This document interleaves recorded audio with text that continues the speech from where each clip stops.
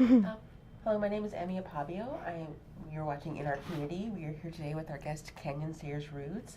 She is a local activist for truth and history, and she's also going to be talking about some of the projects she's working on currently. So, Kanyon, welcome. Thank you. I'm so very glad to be here. And so, what is this that you're holding today? I am holding a clapper stick. In the Mutsun language, the word would be salik. Can you say that? Salik. Salik? Yep, salik, and it means split stick. And it's a clapper stick that's of a musical sort. California natives did not have hand drums traditionally. My ancestors would have rattles and staffs that would hit stump drums or foot drums, clapper sticks that kind of sound like woodpeckers, and other instruments of the land and of the resources. So I remind people that Native Americans are not a monolithic culture, and we celebrate our diversity and different ways that we approach and witness the world and interact with the world around us. So it's a beautiful instrument that is made out of elderberry wood, and just a musical instrument that I sing with. So, and this is an instrument specific to your tribe? Yes, actually I have learned throughout the coast of California, where elderberry trees are very dominant, that a lot of coastal California natives use clapper sticks. There are diverse ways that they are created, decorated, and manufactured, from this divot being thinner and smaller or thicker. And I know north of us, Pomo territory, which is towards Fort Ross and more north, and then all the way down to Chumash territory, which is Santa Barbara, use clapper sticks, and sometimes even sticks that hit together. So I do know clapper sticks are of that coastal region, and in Ohlone territory we have clapper sticks, or salik, split stick musical. And so you are a musician. I believe you also have a SoundCloud account, is that? Yes, I actually ended up making two because Facebook created one for me, and then I became a true user and a pro. I had the pro account for a minute. I still need to re-up it. I have it to share interviews and songs and expressions of culture, because I am a storyteller, I offer songs, and I'm a vocalist to different instances, and to share that media is important, because sometimes some people can't always just watch videos. Some people can just throw their earbuds in and hear another narrative, another perspective. And so when you create music, can you tell me a bit more about that process? What kind of music? Well, the kind of music that you want to talk about today. Of course. Well, I was just in a music video with Lila June Johnson. She is a Dene activist, and we were at Mill Valley and Mount Tamalpais, and she invited me as a local indigenous person of the land, and asking community members to join who are ancestors in training, youth and the next generation who are focused on honoring truth and history, and to be present to run with her. It was a physically exhausting day to run, but it was her new video that is called Time Traveler, and it talks about connecting with community. And Desiree Harp even sang, and I love one of her lines. She says, "We are here to give all our love to the ones unborn." And I'm like, oh my gosh, that I'd never heard the song, and here I am saying already yes to a music video that was from Embrace magazine, because it was initially just a little writing article, and it evolved into a beautiful project. So you were writing for Embrace magazine? She was. Oh, she was. Lila June was writing for Emergence or Embrace? Oops. Emergence magazine. Emerging, yes. Yeah. Emerging magazine, and then she's like, "Well, I am a artist and a writer, but can I offer a rap?" And they're like, "Sure." She goes, "Can we do a music video?" They're like, "Why not?" And it just evolved, and then she wanted to acknowledge Indigenous protocol of recognizing the Native peoples of that land. And we reached out to many California natives and had as many youth as possible and present in that music video. So it was exciting to run with her. And I let people know that the roaming Ohlone was in the music video. And what is the roaming Ohlone? Well, he is an accurately depicted native figurine of the territory, which is central coastal California, recognized as Ohlone. The original peoples, the Spaniards once called us Costaños, and that evolved to Costanoan. And that's not how we identified ourselves. Over time, there was a tribe in the East Palo Alto region that was called Ohlone. And through documentation, the native peoples of the territory hung on to that word. And we are from Ohlone. We are from Ohlone. Other natives of the various territories recognize that. They're like, yeah, native people of this land, they're our family. And that word got documented and spread. So the phrase Costanoan and the phrase Ohlone are 19th century terms. And it's kind of like saying we are a Bay Area in, or we are a Silicon Valley in. It doesn't quite say like what school you went to, what county you're from, what territory and linguistic space you are from. So it kind of got lumped in. But it's a way that people can identify to start recognizing the indigenous peoples of the territory. San Francisco to Monterey being Ohlone territory, and him being a native figurine. But the reason why he came to be was, when we think about how Native Americans are depicted in media and in various forms, they're kind of generalized and made by people who are non-native. How they see us. And he was made of a little Powhatan native figurine. And around the time that he was made, other native figurines like that little green army guy where he's yielding a tomahawk. And there's other army military beings that you can recognize their identity, their agency, recognize them. But the native peoples, you get one little army guy, one little warrior. Right. And think about any type of iconography of indigenous peoples and how it's depicted. It's usually romanticized or tokenized or industrialized or sexualized. Pocahontas costumes. I keep thinking of Twilight. Right? Yeah. The bodies and Yeah. native peoples and animals, spirit beings. And so with this little figurine, one of my cousins who is a adopted member of the Pajaro Valley Indian Council wanted to create an accurately depicted figurine in regalia. Because native peoples, we don't wear costumes. We wear traditional dress, or we can say garb, but ideally the phrasing regalia is respectful. Regalia is not just beautiful adornments, it's what we wear, what we pray with. Necklaces made in a good way, every bead is a prayer. It has medicine in it. And so we don't see medicine as like a pill or something that ails something wrong. Medicine is what we bring into our life, and the paint is medicine for this one. The regalia of the necklace is medicine. He has a little clapper stick, salik. Oh, he does. And because my cousin took off the little tomahawk, and so he has his regalia. And when I explain regalia, it's what we dress and adorn ourselves with. We recognize that as omnivores, even if I chose to be a vegetarian, that eating is a violent act. I need to take life to sustain my own. Even if I am just trimming plants, I am taking that life that is lived, and I sustain myself with the gift that is given.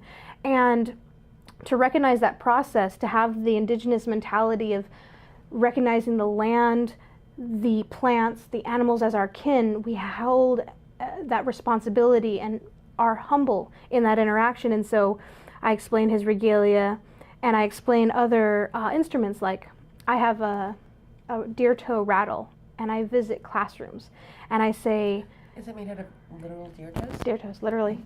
Yep. I say, this is 100% deer. I don't have it with me today. 100% deer. So what parts do you think it's made out of? And the kids go, ew. And I show the bone part. I'm like, what do you think this is? And they're like, bone. And I show the string.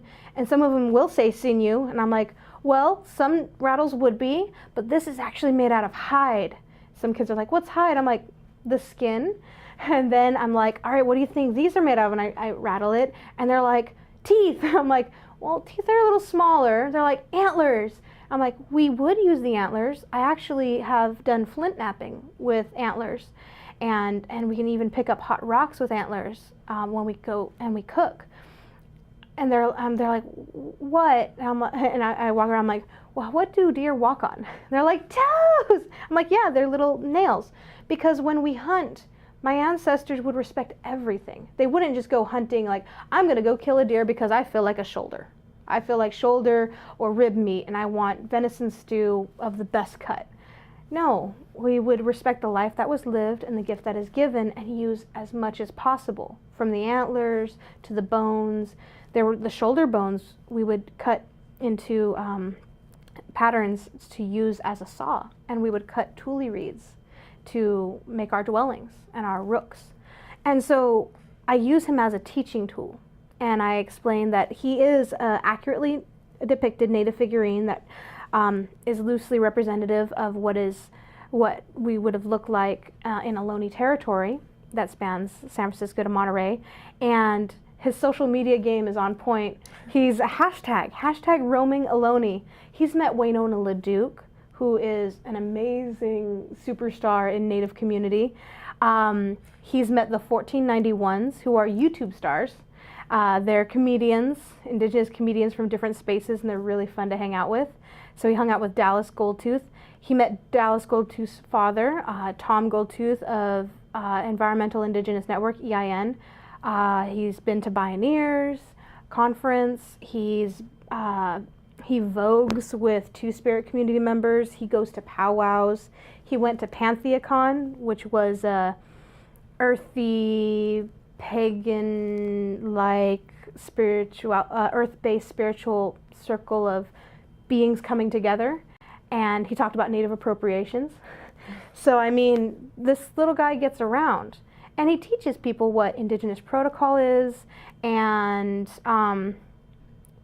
inclusivity, and what it means to be culturally sensitive, and recognizing that Native Americans are not of a monolithic culture.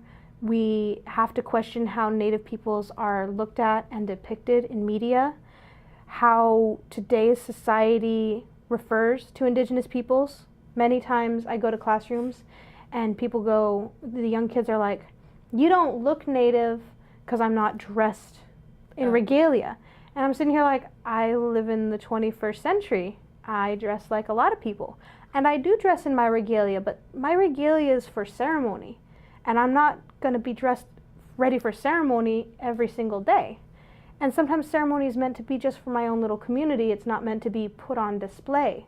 And I try and talk about what it means to be sensitive around that, and how books present Native peoples as extinct.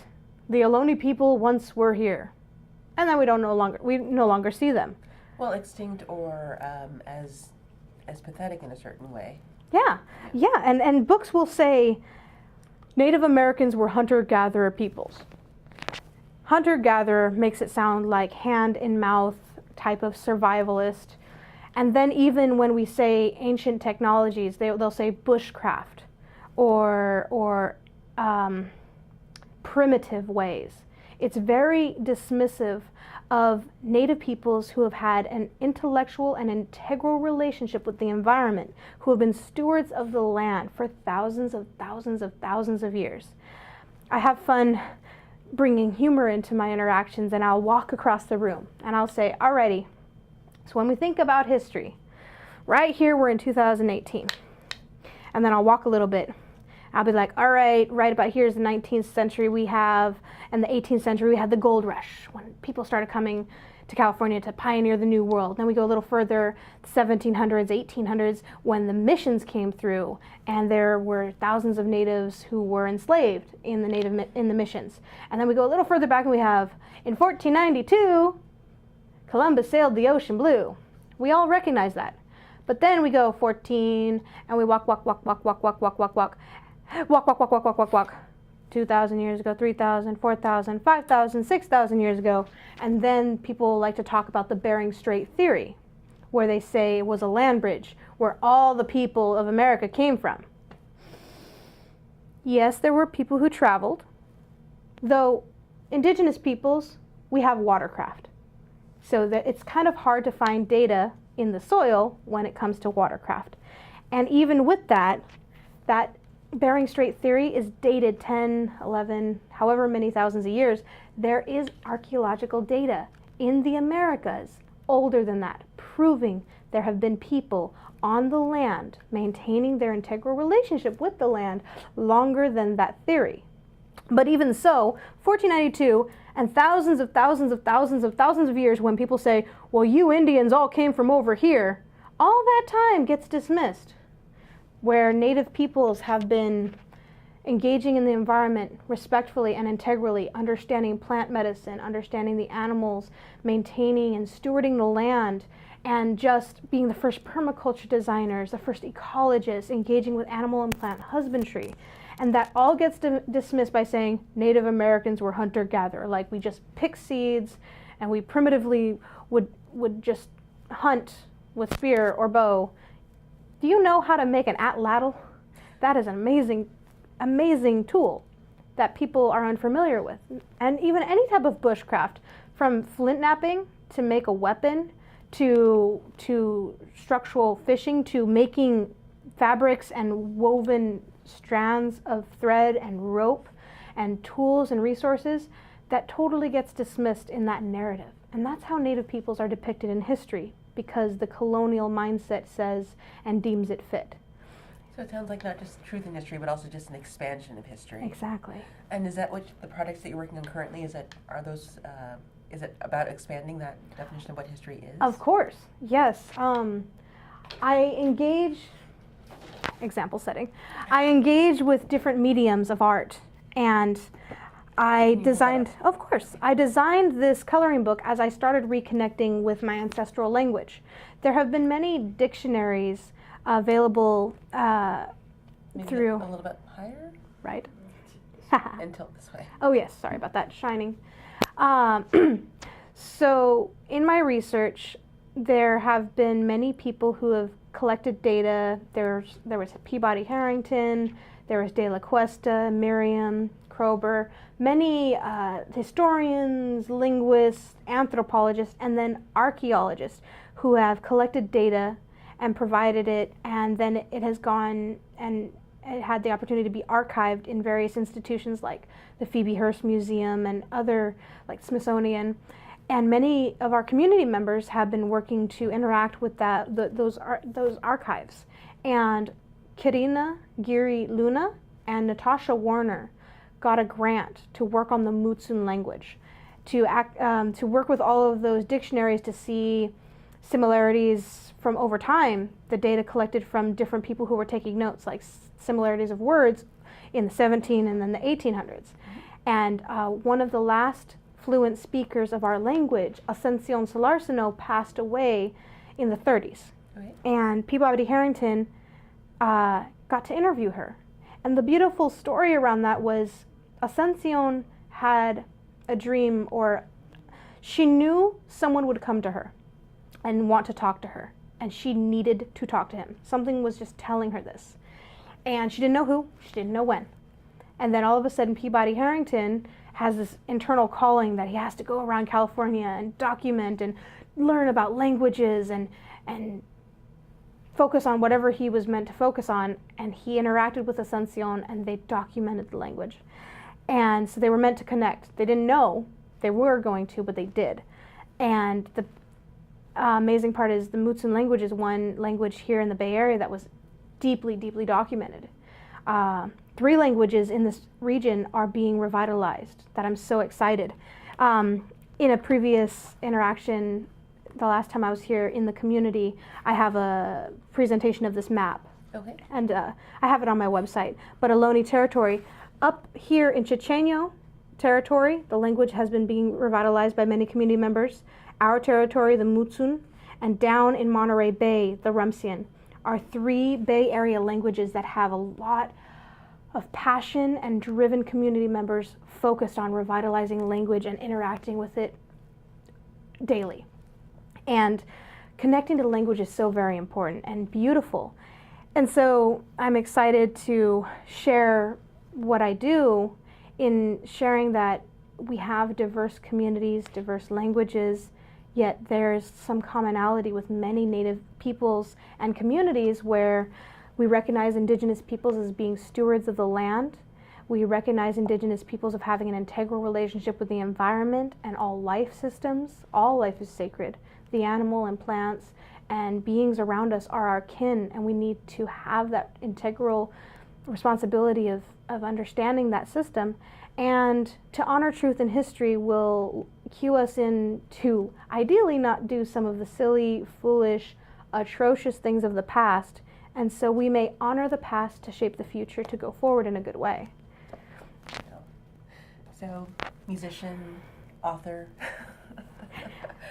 It sounds like you have a lot of, well, but I think that's not all that you have on your plate. It sounds like you do a lot more than that. Yes, so very much. A lot of people are like, you need to focus on a couple of things so you can execute them thoroughly. I'm sitting here like, but there's so much that needs to be done. I don't want to focus on one or two. I want to keep and maintain. And I realize that as a coyote, that's my personality. And then I'm a catalyst of ideas. So I know I need to connect with people who are, let's say, if I'm a catalyst of sparks, I need someone who is like kindling or who is like fuel, and then who is like a log who's ready to maintain that burn. Maybe someone who doesn't have all the ideas but has the drive and work ethic to stick to something and maintain it.